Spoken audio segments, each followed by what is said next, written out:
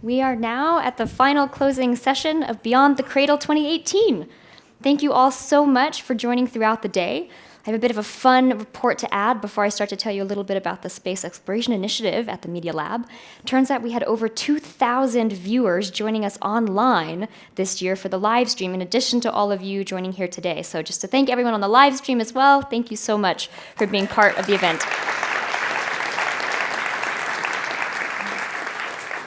I think we also hit all 6 out of 7 continents, so if anybody knows someone in Antarctica, get them on the phone now and have them take a look at the live stream. So now, for the Space Exploration Initiative at the Media Lab and what it is. It's meant to be a launch pad across an interdisciplinary group of labs here at the Media Lab, everything from synthetic neurobiology to robotics to data science to art design and architecture for the future of space. Any group that wants to take existing research and deploy it or do novel new aerospace designs here at the Media Lab. It started here, and yet now we're thrilled to be working with groups throughout MIT and now even national and international partners. What is our mission? I'll tell you 3 points. The first is to democratize access to space exploration technology.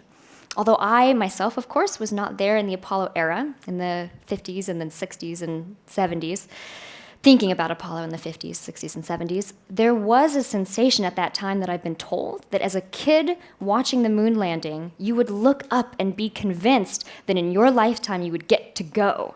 And I think we're at that cusp again. We're at that cusp of interplanetary civilization. We're at that cusp of being able to share and democratize access to space. We do this at the initiative in 2 different ways. The first is by trying to keep our work as open as possible. To the extent that we can, we open source our research and we share it really widely. The second is through a number of STEM outreach opportunities, making sure that we're inspiring the next generation of space tinkerers, artists, engineers, designers. We hope to revolutionize the future of space exploration. We think we can do this here at the Media Lab in a really unique way. In some ways, we're not as constrained by some of the formal requirements of, say, an academic grant or a government institution. We have the freedom to do the futuristic, risky, provocative, sometimes very prone to failure projects that can really push the boundary of space exploration. And yet, we're not all about abandoning the Earth. The idea is not to leave behind, or no matter how much we may love the concept of space exploration, to just abandon the Earth. The idea is to form a better vision and a future for humanity wherever we are, here on Earth or beyond. Why the Media Lab? Why are we doing it here? Why did it start here? We think that there's something really unique and special about uniting engineers, scientists, artists, and designers animated to actively prototype the future of space, our sci-fi future. It's bringing a rich diversity of perspectives, and I hope you guys have seen that today through the many myriad different panels and diversity of perspectives that we've heard from the speakers. This is the team. We started in 2016 with just grassroots student interest, and it's now a group of over 50 students, staff, and faculty. These are the people that make the Space Initiative what it is. I'd really like to thank Joey Ito and Maria Zuber, who are our co-PIs and are a source of so much support and real inspiration for us, guiding strategic goals across MIT. Joe Paradiso, who you'll see shortly, and you saw this morning with Neil Stephenson, Nettie, and Eliza for the sci-fi plenary panel, our in-all faculty member. Carrie Cahoy, who may still be in the audience and you guys may have heard from earlier today, runs a fantastic lab over at MIT Aero Astro, and Xing Liu, our arts curator. What do we do when we're not putting on this event? Well, all throughout the year, actually, our main focus is research, rigorous research. These are examples of different projects, many of which just flew in November on a privately chartered zero-gravity flight. We took 14 projects up to look at the effect of short periods of zero gravity.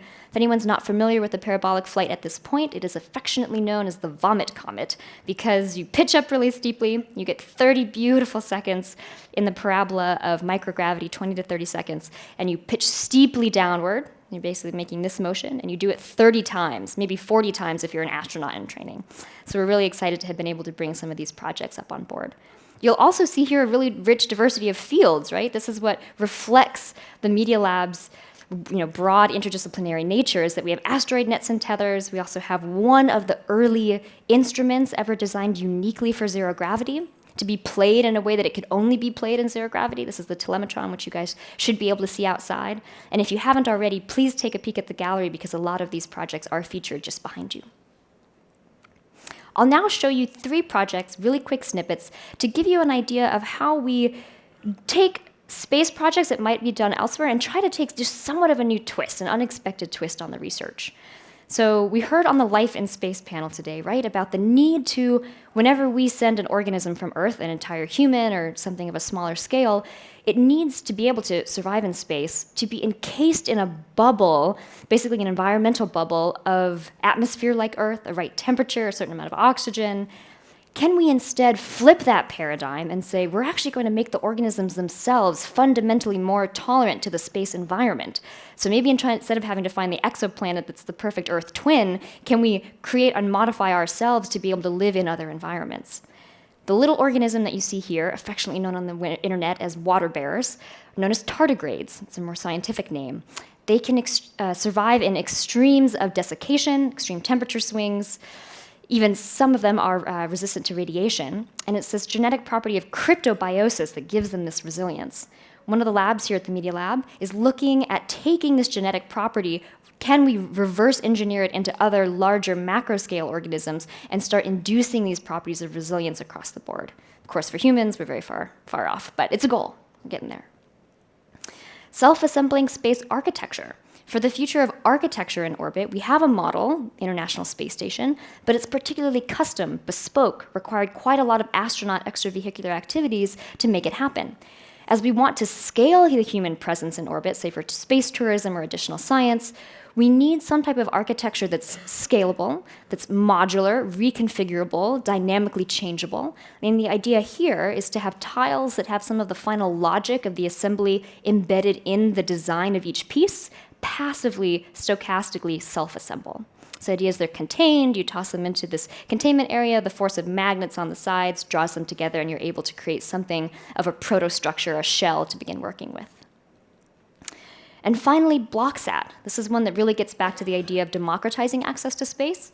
I'm sure we're all familiar with cloud computing, and many of you are also probably familiar with the many proposals to do internet broadband connectivity via satellites in orbit, say SpaceX, OneWeb, Facebook, etc.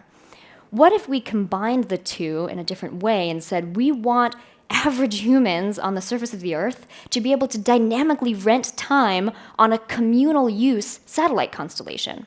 So instead of having to be a scientist or having to be just a company that's the one managing and running the constellation, you as an average user could post a request, have a satellite that takes an image of your hometown or studies something looking into the deep field of space and get that data back, and you can actively participate in the future. So at the Media Lab, we're looking at both the hardware, what basically the CubeSat would be, that'd be a multifunctional CubeSat to do this as part of a constellation, and the software to make it happen. Finally, one of our highlights of the STEM outreach program is that locally here in Boston now, we've just launched a program to give 20 local students the experience, high school students, of building their own climate CubeSat. So they're going to go through the process of design, build, test. We will confirm a launch for them, and importantly, they'll get to have the data and take it back and analyze it. We're now looking at how to scale this program nationally and maybe even internationally so that the students are empowered with a global network of climate data. Now, does this data need to be absolutely on the vanguard of the science that we have for the latest climate measurements? Maybe not, but it should be a way for those students at a young age to feel empowered in taking data about our home, our Earth, and being able to move forward with it and be connected in a global way. You're not a real space program if you're not actually launching into space. So these are the ways in which we deploy all of the different projects I've just told you about. High-altitude balloon experiments is a nice kind of low-hanging fruit way of approaching some early measurement technologies. Zero-gravity parabolic flight, which I mentioned briefly just before. Reusable suborbital rockets. We are really thrilled to be launching 6 inaugural Media Lab payloads on a rocket with Blue Origin later this year. Internal deployment and external deployment on the International Space Station and LEO CubeSats. This picture at the bottom of the screen is the zero-gravity team from the Space Initiative that went and flew in November. And this brings us to why we're here today. This event is not meant to be just a convening. It's meant to be a welcome to the community, I welcome to invite all of you to become and be brought into the fold of the Space Initiative to join a movement around democratizing access to space. Next year will be the 50th anniversary of the moon landing, and we feel like it's time for a new call to action. What we'd like to tell you today is that all of you, in some way, are stewards of the final frontier. And as stewards, it's our collective duty to go and explore space. It's there waiting for us.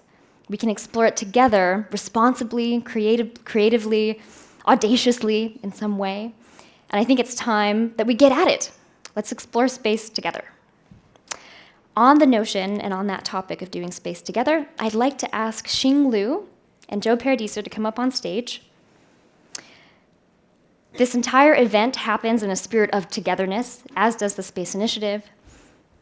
Joe Paradiso is my PhD research PI, so he's my advisor for my PhD research, also an absolutely fantastic mentor for the Space Initiative as a whole, and a huge source of sci-fi inspiration on the side. Also, the person behind the fantastic space rock in Prague that you may have heard as you walked in and out of the auditorium today. Xing Liu is our arts curator who single-handedly pulled together the entire gallery that you see outside, the art panel that you heard from today, the art keynote, and in general bringing a really critical focus and philosophy around deeply embedding the creative arts and disciplines into the future of space technology as well. And now, for the final comment, I'd like to ask all of the space cadets in the audience, the members of the Space Exploration Initiative, to please stand so that we can recognize the fact that you guys are the ones that really make the Space Initiative something. So members of the Space Initiative, anyone who's worked with us, collaborated on a project, please stand up.